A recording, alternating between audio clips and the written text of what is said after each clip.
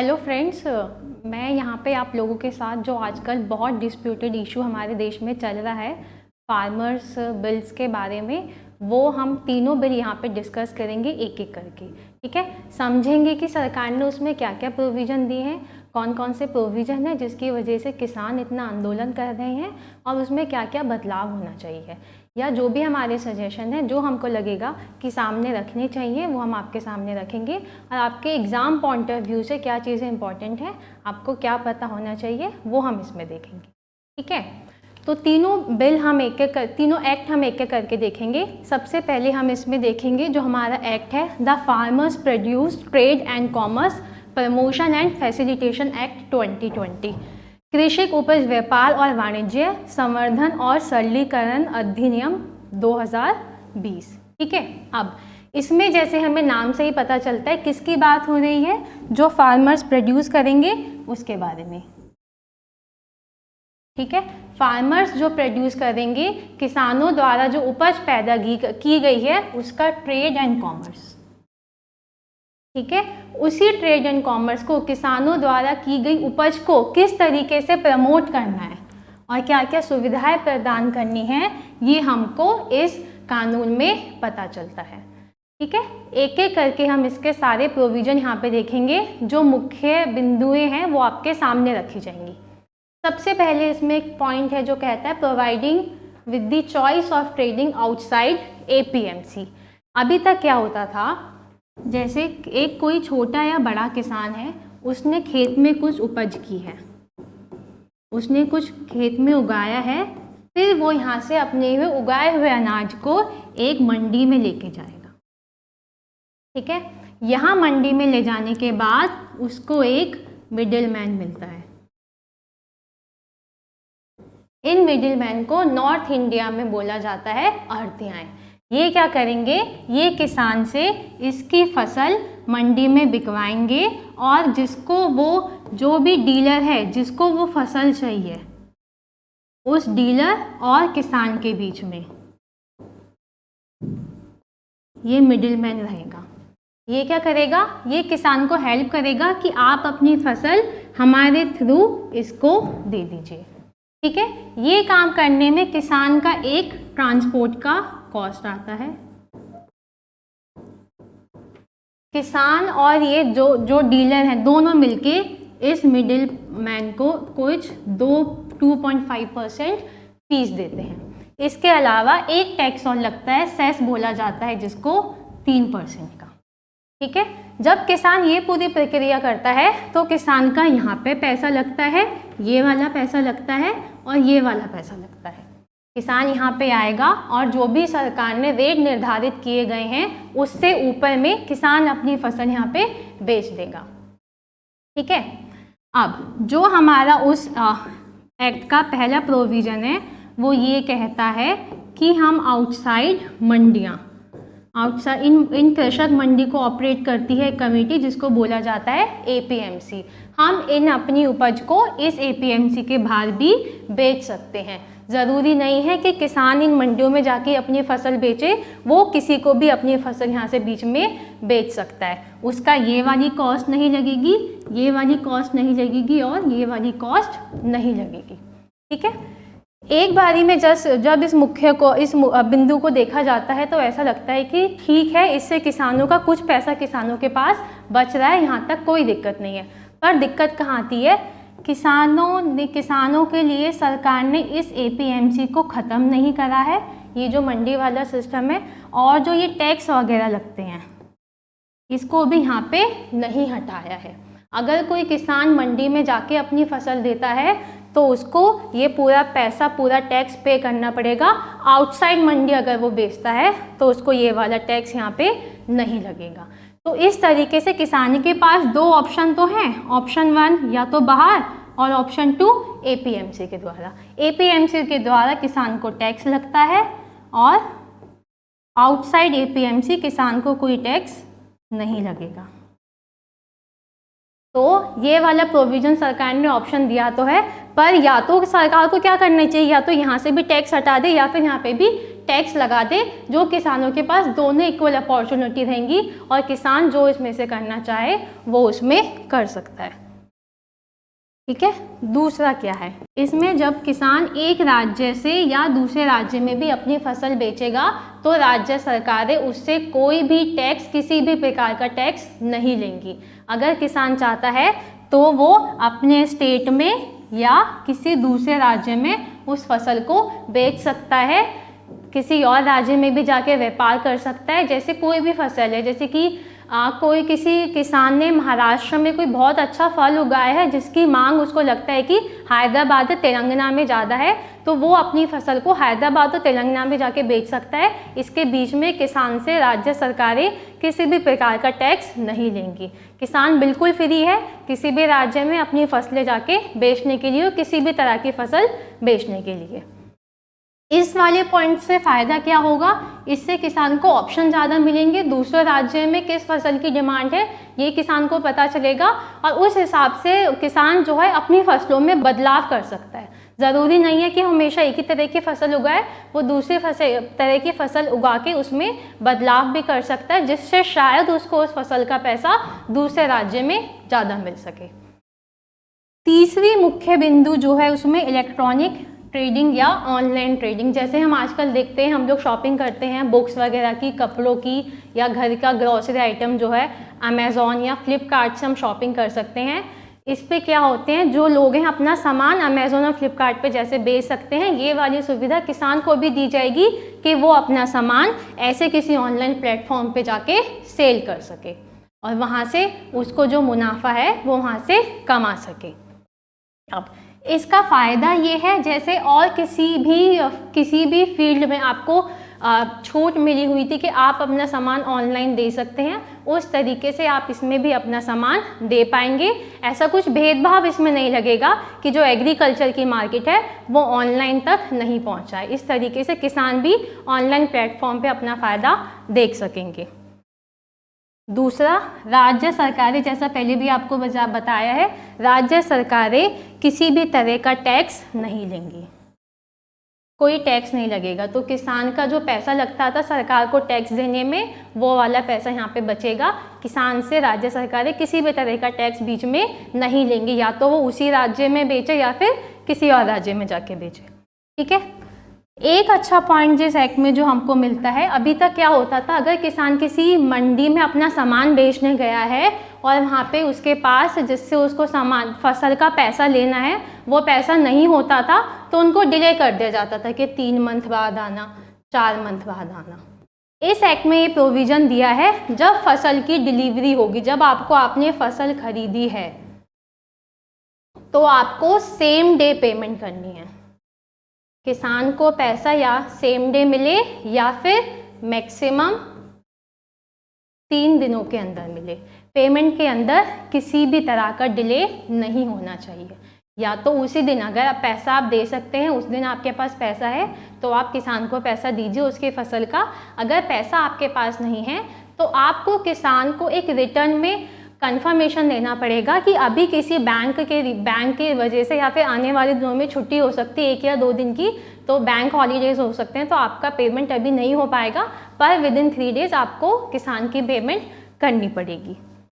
अब एक और मुख्य बिंदु जो है उसमें डिस्प्यूट रेजोल्यूशन। सपोज कीजिए कोई किसान अपनी फसल बेचने आया और कोई डीलर या कोई स्पॉन्सर उससे उसकी फसल खरीद रहा है। इस बीच कोई डिस्प्यूट हो जाता है पैसों को लेकर कि इतना पेमेंट करनी है, आपने इतनी नहीं किया, डिले हो गया, किसी भी तरह का डिस्प्यूट हो जाता है, तो वो कैसे सॉल्व किया जाएगा। डिस्प्यूट करने के लिए जिन 2 पार्टी में से जिसको भी दिक्कत है वो जाएंगे पहले एसडीएम के पास डिस्प्यूट रिजॉल्व करने के लिए। एसडीएम क्या करेगा, सबसे पहला ऑप्शन जो होगा एसडीएम के पास, एसडीएम एक कंसिलिएशन बोर्ड बना देगा। इस कंसिलिएशन बोर्ड का काम है समझौता कराना दोनों पार्टियों में। ये कंसिलिएशन बोर्ड जो है, इसमें एक अधिकारी होगा एसडीएम द्वारा चुना गया, वो इसका चेयरपर्सन कहलाया जाएगा। बाकी दोनों जो पार्टियां हैं उनसे समान संख्याओं में 2 या 2 से अधिक 4 अधिकतम 4 सदस्य हो सकते हैं। ठीक है, ये पहला तरीका होगा, या पहले एक चेयरपर्सन होगा और दूसरे उसमें मेंबर्स होंगे दोनों पार्टी से, एक किसान की साइड का और एक डीलर की साइड का। अब यहाँ से अगर जो सजेशन ये देते हैं वो अगर किसान या दूसरी पार्टी मान जाते हैं तो ठीक है, नहीं माना जाता है तो दूसरा ऑप्शन होगा एसडीएम जो है कलेक्टर या किसी एडिशनल कलेक्टर के पास इनको भेज देगा कि इनका मैटर है और वो आप सुलझाइए। पहले एसडीएम क्या करेगा, कंसिलिएशन बोर्ड बनाएगा, उनका सोल्यूशन देखेगा कि दोनों पार्टी मान दी या नहीं मान दी। नहीं मानेंगी तो एसडीएम एक बार खुद ये वाला मैटर देखेगा, उसके बाद भी अगर नहीं मानते हैं तो फिर एसडीएम के पास ऑप्शन होता है कि वो किसी कलेक्टर और किसी एडिशनल कलेक्टर के पास इस वाले मैटर को भेज दे और उसके बाद वहाँ से जो फैसला होता है वो इन लोगों को मानना पड़ेगा। यहाँ तक ये ठीक लगता है। किसानों को सबसे ज़्यादा दिक्कत जो उसमें हो रही है वो ये है कि सरकार ने क्या करा है, किसी भी जुडिशियल एक्टिविटी को उसमें से एक्सक्लूड करके रखा है। मतलब आप किसी भी कोर्ट में इस वाले डिस्प्यूट के लिए नहीं जा सकते हैं। इस एक्ट में सीधे सीधे ये मेंशन है। सरकार कहती है ये वाला प्रोविज़न हमने इसलिए दिया है क्योंकि कोर्ट के पास वैसे इतना सारा काम पड़ा है, ये वाले काम अगर और जाएंगे तो काम में बहुत डिले हो जाएगा और ये जो मैटर्स होंगे इनको रिजॉल्व होने में बहुत टाइम लग जाएगा। इस टाइम को बचाने के लिए सरकार ने किसी भी जुडिशियल इंटरवेंशन से यहाँ पे मना किया है और ये एक बहुत बड़ा रीज़न है किसानों के प्रोटेस्ट करने का। ओके, तो ये हमारा पहला जो एक्ट है, जो अधिनियम है, उसकी कुछ मुख्य बातें थी। क्या बातें थी? किसान जो हैं वो अपनी फसल मंडियों के बाहर जाके बेच सकते हैं, उसी राज्य में भी बेच सकते हैं, किसी और राज्य में भी बेच सकते हैं, ऑनलाइन भी बेच सकते हैं, जैसे अमेज़ॉन और फ्लिपकार्ट से लोग शॉपिंग करते हैं उस तरीके से। राज्य सरकारों द्वारा राज्य की जो APMCs होती हैं उस पर कोई टैक्स नहीं लगेगा, पेमेंट में डिले नहीं होगी और डिस्प्यूट रेजोल्यूशन का कोई दोनों में मतभेद हो जाता है दोनों पार्टियों में, उसको कैसे रिजॉल्व करना है ये बताया गया है। ठीक है, अब जैसा कि अभी आप लोगों को बताया, इस पहले बिंदु में दिक्कत ये होती है किसानों के पास एक बैलेंस चीज़ें नहीं मिली है। एक जगह तो उसको टैक्स देना पड़ रहा है, दूसरी जगह उसको टैक्स नहीं देना पड़ेगा। इससे ये पता चलता है कि APMC वाली जो प्रक्रिया है वो धीरे धीरे ख़त्म हो जाएगी क्योंकि किसान वहाँ पे अपना पैसा बचाएंगे। जो आंदोलन हो रहा है इसमें किसानों के अलावा मुख्य रूप से जो लोग सबसे ज़्यादा इन्वॉल्व हैं वो इन APMC में काम करने वाले लोग हैं। ये मिडिलमैन जो होते हैं, जो बीच में काम करते हैं, वो लाइसेंस होते हैं सरकारों द्वारा। इन मिडिलमैन के अलावा वहाँ पे बहुत ज़्यादा लेबर काम करती है, जैसे बोरियां हैं या अनाज है उनको एक जगह से दूसरी जगह शिफ्ट करना, वहाँ पे अनाज का संभाल के रखना, एक पूरा लेबर फोर्स है जो यहाँ पे काम करता है। अगर एकदम से APMC या ये कृषक मंडियाँ जो बंद हो जाएंगी तो ये जो लोग हैं बिल्कुल बेरोज़गार हो जाएंगे। इसीलिए आजकल जो आंदोलन चल रहा है इसमें ये वाली जनसंख्या बहुत ज़्यादा है। ठीक है, दूसरा जो सबसे बड़ा डिस्प्यूट नज़र आता है वो है इस एक्ट में जो सबसे ज़्यादा दिक्कत नज़र आती है वो है डिस्प्यूट रेजोल्यूशन में। अगर आपको कोई मामला सुलझाना है तो इस एक्ट के अंतर्गत आप किसी कोर्ट में, किसी न्यायालय में नहीं जा सकते हैं, सीधा सीधा यहाँ पे मेंशन है। तो ये कुछ इसके पहले अधिनियम की कुछ मुख्य बिंदुएं और उसमें किस तरीके से किसानों को क्या क्या दिक्कत हो रही है ये एक बात है। अब इस पूरे एक्ट में कहीं पे भी MSP का कोई जिक्र नहीं है और ये बात किसानों को बहुत ज़्यादा परेशान कर रही है। जबकि सरकार ने बोला है कि MSP रहेगी। MSP क्या होती है? सरकार जो एक न्यूनतम कीमत तय करती है, न्यूनतम समर्थन मूल्य, जिस कीमत पे किसानों से उनकी फसल खरीदी जाएगी उससे कम में आप नहीं ले सकते हैं। इस वाले एक्ट में कहीं पे भी MSP के बारे में कुछ भी मेंशन नहीं है। सरकार का यही कहना है हमने तो MSP के बारे में कुछ छेड़खानी की ही नहीं है और किसानों को कहना है हमको ये दिक्कत है कि आप इतना बड़ा बदलाव कर रहे हैं पर आप MSP के बारे में कुछ नहीं बोल रहे हैं। जब सरकार इतना कुछ कर रही है इसके साथ, तो मेरा मानना ये है सरकार को एक नोटिफिकेशन जारी करके MSP के बारे में इंफॉर्मेशन डाल देनी चाहिए। ठीक है, अब देखेंगे हम हमारा दूसरा एक्ट। ओके, तो जो दूसरा अधिनियम है हमारा वो है the farmers empowerment and protection agreement on price assurance and farm services act 2020। कृषक सशक्तिकरण एवं संरक्षण, कीमत आश्वासन और कृषि सेवा पर करार अधिनियम 2020। इस वाले एक्ट के नाम से हमको पता चलता है कि इसमें किसी तरह का अग्रीमेंट किया जाएगा या हिंदी में कहें तो करार किया जाएगा। और इसी एक्ट को दूसरे नाम से जो जाना जाता है कॉमन नेम से, वो है कॉन्ट्रैक्ट फार्मिंग।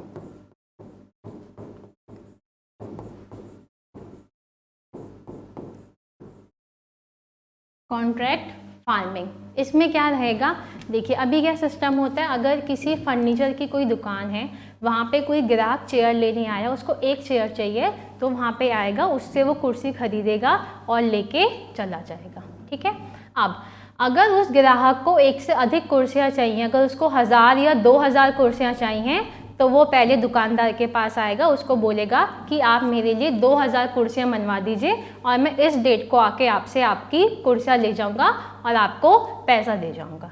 ये वाला प्रोविज़न हमको जनरली सभी वस्तुओं में देखने को मिलता है। अगर किसी को कुछ कपड़े लेने हैं बहुत ज़्यादा, कुछ बनवाना है, शर्ट बनवानी है बहुत ज़्यादा, तो इस तरीके के ऑर्डर दिए जाते हैं, कॉन्ट्रैक्ट साइन किया जाता है। या फिर किसी तरह का कोई केटरिंग का काम है तो बड़ा ऑर्डर दिया जाता है कि हम आपको ये कॉन्ट्रैक्ट हम साइन कर रहे हैं, आप हमको इस डेट को इतना खाना दे दीजिएगा। उसी तरीके से सरकार ने कोशिश की है कि इस तरह के जो अग्रीमेंट हैं हम कृषि क्षेत्र में भी लागू करें। ठीक है। इसमें क्या रहेगा, किसान के बीच और एक्ट में उसको जो दूसरी पार्टी है जो कॉन्ट्रैक्ट कर रही है किसान के साथ, उसको बोला गया है स्पॉन्सर।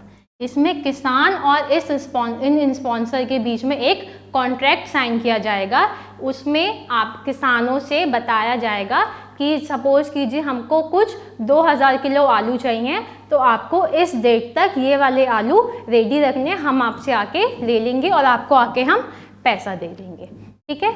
इसमें किसान के पास कॉन्ट्रैक्ट पहले साइन हो जाएगा, किसान उसके बाद अपनी फसल तैयार करेंगे और उस स्पॉन्सर को बेच सकेंगे। बेसिकली इन चीज़ों की बात इस वाले अधिनियम में की गई है।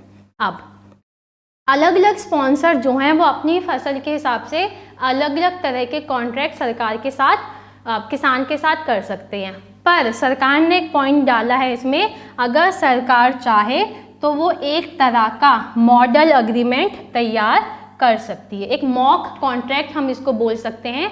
एक उसमें आपको पूरी गाइडलाइंस प्रोवाइड की जाएंगी, अगर सरकार चाहे तो कर सकती है। इससे क्या होगा, सरकार अगर ऐसा करती है, अभी तक इसमें है अगर सरकार चाहे तो करेगी, पर अगर सरकार ऐसा करती है और उसको मैंडेटरी बनाती है तो एक पर्टिकुलर तरीके का मॉडल कॉन्ट्रैक्ट तैयार हो जाएगा और किसानों के मन में कोई भी दुविधा नहीं रहेगी कि इस बिंदु को किसी बिंदु को अगले कॉन्ट्रैक्ट में बदल नहीं दिया जाए।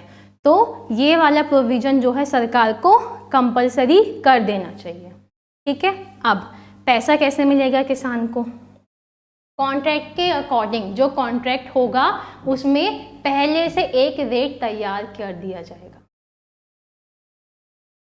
ठीक है। जैसे आलू है तो वो स्पॉन्सर पहले से बता देगा कि हम आलू आपसे 10 रुपये प्रति किलो के हिसाब से खरीदेंगे। ठीक है। इस हिसाब से किसान आलू उगाएगा। जैसे 2000 किलो आलू किसान ने उगाए तो किसान को उस 10 रुपये के हिसाब से पैसे मिल जाएंगे। ठीक है। अब इसमें अगर सपोज कीजिए उस साल की मार्केट के हिसाब से आलू के रेट बहुत ज़्यादा बढ़ गए हैं, पर किसान पहले से ही 10 रुपये की कीमत में कॉन्ट्रैक्ट साइन कर चुका है। अगर आलू के रेट बहुत ज़्यादा बढ़ गए हैं मार्केट के हिसाब से और किसान के साथ जो पहले कीमत तय की गई थी वो बहुत कम थी, तो किसान और स्पॉन्सर के बीच में अगर वो चाहें तो आलू के जो रेट है उसको बढ़ा सकते हैं। कम नहीं किया जाएगा पर उसको बढ़ा दिया जाएगा। इंक्रीज, इसमें ये मेंशन है जो कीमत पहले से तय की गई है उसको केवल बढ़ाया जा सकता है जो कि किसान के फेवर में होगा। इस कीमत को घटाया नहीं जा सकता, अगर घटाएंगे तो किसान के लिए ये कॉन्ट्रैक्ट घाटे में जाएगा। ठीक है। इसके बाद जैसा पहले वाले अधिनियम में भी था, जो किसान को पैसा देना है वो या तो उसी दिन दिया जाएगा या फिर विदिन 3 days, 3 दिनों के अंदर किसान की पेमेंट करनी होगी। अगर स्पॉन्सर उसी दिन पेमेंट नहीं कर पा रहा है तो उसको लिखित में किसान को देना पड़ेगा कि हम आज पेमेंट नहीं कर सकते हैं, किसी भी रीज़न की वजह से बैंक बंद है या आगे कोई छुट्टी है किसी भी प्रकार की, तो हम 3 दिनों में आपकी पेमेंट कर देंगे। ठीक है। अब एक जो बहुत बड़ा मुद्दा है इस एक्ट में वो है लैंड के बारे में। किसान लोग बहुत डरे हुए हैं कि इससे हमारी जो ज़मीनें हैं वो छीन ली जाएगी।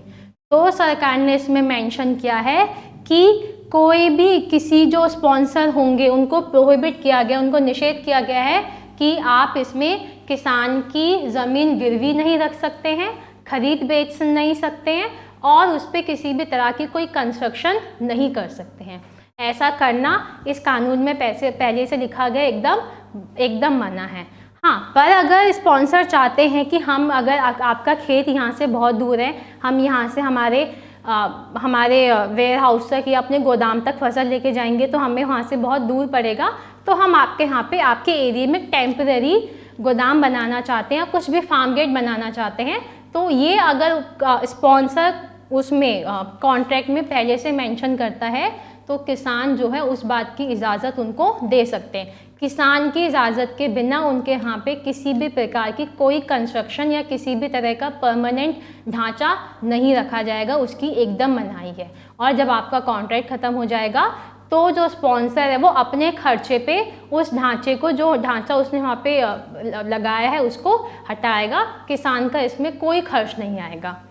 एक और बात आती है इस कॉन्ट्रैक्ट के ड्यूरेशन की, कि ये जो इस तरीके के जो अग्रीमेंट किए जाएंगे ये कब तक वैलिड रहेंगे।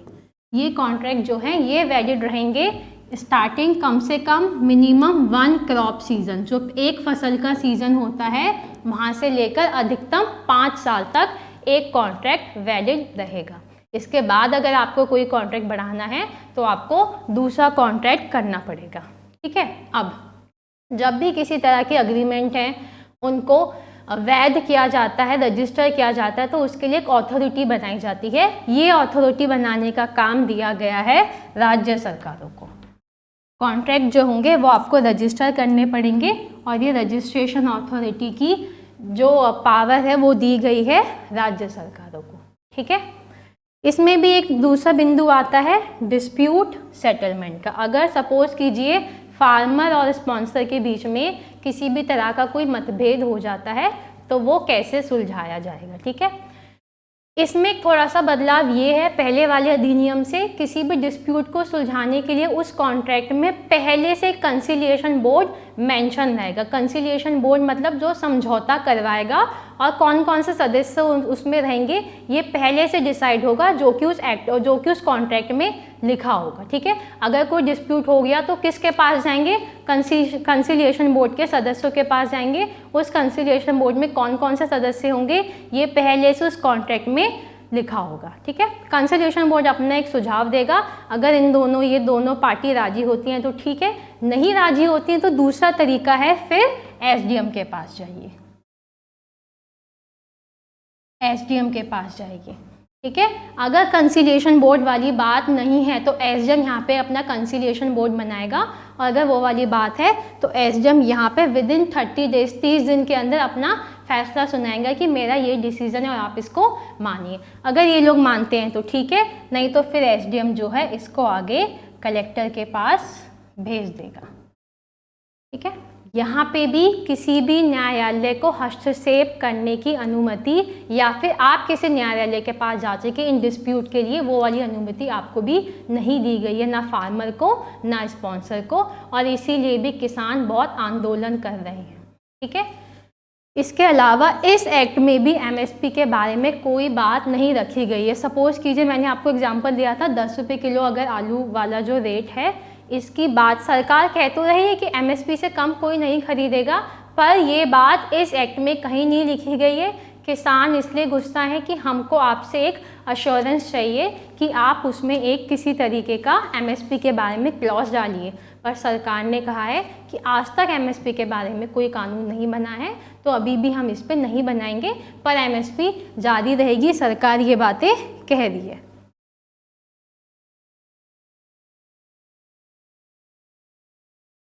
इसके बाद जो तीसरा एक्ट है वो है the essential commodities amendment act 2020, आवश्यक वस्तुएं संशोधन अधिनियम 2020। ये क्या है? एक अमेंडमेंट एक्ट है। मतलब पहले से एक कानून बना आ रहा था,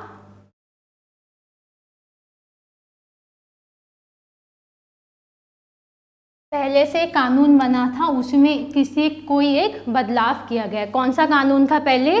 दी इसेंशियल कमोडिटीज़ एक्ट 1955 में जवाहरलाल नेहरू की गवर्नमेंट थी उस टाइम पे, उन्होंने एक कानून बनाया था। उन्होंने क्या बनाया था? कोई भी व्यक्ति या कोई भी संस्था अपने पास एक पर्टिकुलर अमाउंट से ज़्यादा अनाज या कोई भी फूड ग्रेन के खाने पीने की वस्तुएं इनको स्टोर करके नहीं रख सकता है। अगर बिना किसी रीज़न से किसी व्यक्ति या संस्था के पास ऐसी कोई वस्तु रखी हुई पाई जाती है तो वो उसके ऊपर सरकार जो है कानूनी कार्रवाई ले सकती है। ये इस एक्ट में लिखा गया था। अब इसमें क्या चेंज किया है? जब आप कृषि क्षेत्र के अंदर मार्केट के प्राइवेट प्लेयर्स को घुसा रहे हैं तो और आपके पास ये वाला एक्ट भी है 1955 वाला कि वो लोग स्टोर करके नहीं रख सकते हैं, तो वो वाला प्रोविज़न मार्केट के प्राइवेट प्लेयर्स जो हैं वो वाले प्रोविज़न यहाँ पे नेगलेक्ट होता है, क्योंकि उनको ज़रूरत होगी अपने पास चीज़ें स्टोर करके रखने की, जिस हिसाब से मार्केट का फोर्स है वो उस हिसाब से बाहर निकाल सके। इसमें तो सरकार ने क्या किया, एक छोटा सा बदलाव कर दिया है कि अब अगर किसी को ज़रूरत है, बहुत अधिक, अगर देश पे संकट नहीं पड़ा है तो आप स्टोर करके रख सकते हैं। ऑर्डिनरी कंडीशंस में आप सामान या जो भी फूड ग्रेन्स, फूड स्टफ आपको चाहिए, आप अधिक मात्रा में स्टोर करके रख सकते हैं। एक्स्ट्रा ऑर्डिनरी कंडीशंस अभी कभी हो गई, जैसे वार हो गई। वार में क्या होगा? वार में अगर इन सब खाद्य सामग्रियों की कमी हो गई है तो आपके पास स्टोरेज में पड़ा है तो आपको वहाँ से निकालना पड़ेगा, या फिर किसी तरह की कोई आपदा हो गई, या फिर मार्केट में बहुत ज़्यादा प्राइस बढ़ गया तो आपको ये इस तरीके से स्टोर करने की अनुमति नहीं है। इन एक्स्ट्रा ऑर्डिनरी केसेस के अलावा आप सामान स्टोर कर सकते हैं। ठीक है, एक बात इसमें कही गई है, प्राइस रेस लिख तो दी आप पर, प्राइस रेस किस हिसाब से? अब अगर 100% दाम बढ़ जाता है हॉर्टिकल्चर प्रोड्यूस का, हॉर्टिकल्चर प्रोड्यूस में आते हैं हमारे फ्रूट्स, वेजिटेबल्स और फ्लावर्स। सपोज कीजिए कोई आलू की कीमत, एक जो नॉर्मल वैल्यू है वो 10 रुपये प्रति किलो है, इसमें एकदम से 100% का इंक्रीमेंट हो जाता है और ये 20 रुपये हो जाती है। अगर एकदम 100% रेट अगर बढ़ गया है तो आप इस तरीके से अपने पास अधिक मात्रा में आलू या ये जो हॉर्टिकल्चर प्रोड्यूस उनको स्टोर करके नहीं रख सकते हैं। कितना रेट बढ़ गया है? 100%। ठीक है, अनाजों के केस में ये कीमत अगर 50% बढ़ी है, सपोज कीजिए गेहूं का रेट है 10 रुपये किलो और वो बढ़ के हो गया है 15 रुपये किलो, तो ये इसमें 50% की बढ़ोतरी हो गई है इसके दाम में। इस कंडीशन में भी आप ये अनाज एक पर्टिकुलर वैल्यू से ज़्यादा अपने पास स्टॉक करके नहीं रख सकते हैं। ओके, अब ये वाला जो है इस कानून का विरोध इसलिए हो रहा है कि इससे क्या होंगे, जो प्राइवेट मार्केट है, जो प्राइवेट बायर्स हैं वो अपने हिसाब से फूड स्टफ अपने पास रखेंगे और अपने हिसाब से मार्केट के हिसाब से वो मार्केट में निकालेंगे। इससे अंदाज़ा ये लगाया जा रहा है कि किसी तरीके की इन्फ्लेशन मार्केट में आ सकता है, जो कि या तो किसान इवेंचुअली बियर करेगा या फिर जो कंज्यूमर्स हैं उनको झेलना पड़ेगा। ठीक है, अब जो मुख्य कारण है विरोध का इसमें वो है, एक तो एमएसपी का नहीं होना। एमएसपी के बारे में कुछ भी मेंशन नहीं किया गया है। किसानों का कहना है जब आप इतना कर रहे थे तो आप एक एमएसपी का एश्योरेंस किसान को देंगे, वो मुख्य बिंदु आप इसमें डाल सकते थे। दूसरा, किसी भी तरह की जुडिशियल एक्टिविटी या आप किसी भी न्यायालय के पास जाने की अनुमति हमको इसमें नहीं दे रहे हैं, जो कि एक हमारे जो अधिकार हैं उसका विरोध किया जा रहा है। ठीक है, ये कुछ रीज़न है जिसकी वजह से किसान बहुत विरोध कर रहे हैं। एक बात जो हमको सुनने को मिलती है कि ये जो एक्ट हैं ये असंवैधानिक हैं, तो इनको जो पास करने का तरीका है वो बिल्कुल भी, अगर हम एथिकली देखें तो हम कह सकते हैं कि नहीं, सरकार को शायद वैसा करना चाहिए था, पर अगर हम देखें इस तरीके से पहले भी बहुत से कानून पास किए गए हैं।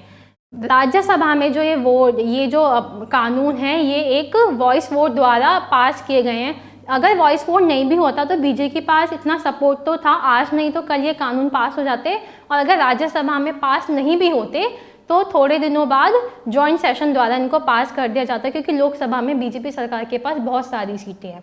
तो अगर एक तौर पे नहीं भी पास किए जाते तो जॉइंट सेशन वाला पॉइंट भी अवेलेबल था। अभी क्या हुआ है, राज्यसभा में इनको पास कराने के लिए पर्टिकुलर जो वोटिंग सिस्टम है वो फॉलो नहीं किया गया है।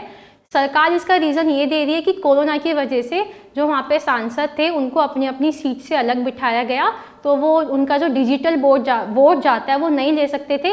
इसीलिए जो वॉइस वोट है, जो हाथ खड़ा करके अब सांसद अपनी इच्छा दिखाते हैं, उस तरीके से इसको पास किया गया है। ये एक बहुत ऐसा बिंदु नहीं है कि सुप्रीम कोर्ट इस पर इंटरवेंशन करे कि ये अनकॉन्स्टिट्यूशनल है। ये अनकॉन्स्टिट्यूशनल वैसे तो नहीं दिखता है।